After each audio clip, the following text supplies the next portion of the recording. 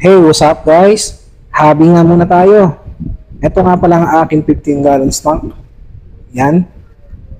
Ang makikita nyo dyan, yan, meron akong halaman, nakalimutan ko kung anong tawag dyan eh. Pero matibay yan, okay lang kahit wala siyang CO2. Yun yung mga madalas ginagamit sa mga nagpa-planted. Yan. So ito namang nabili kong halaman na to, okay lang basta may ilaw siya saka may oxygen.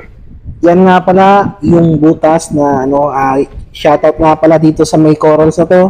Ito yung nakuha namin sa may Batangas nung nag-rides kami. So yan, pinakuluan ko lang siya ng pinakuluan, halos isang linggo yata, kada araw. At ito nga pala si Tapang, ang aking flower horn. So ano na siya, going 2 years. Yan, so magto 2 years na siya next year. Yan, isa nga pala siyang Hexa Survivor. Doon nasa, siya ngayon, nasa 5 inch.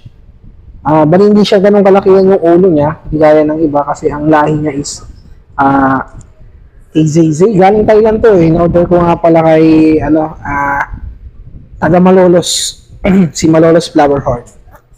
So yung break tayo dito sa aking community tank fish. Yan, meron ako dito Red Danyos, Green Neon Tetra. Meron din akong apple snail, dalawa, si Gary 1 at Gary 2. Yan, tapos hindi nga papapansin nyo nga pala, hindi pala lahat may buhangin.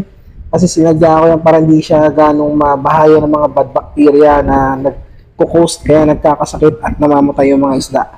So yun, matagal ko na rin itong hobby. So since 2017, nag-aalaga na ako ng isda.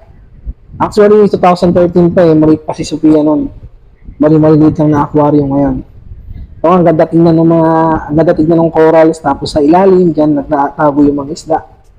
Yan, balik ko muli siya. Meron akong ditong Cardinal Tetra, yung Tetra, ang tawag mo sa to? Puro siya, Tetra.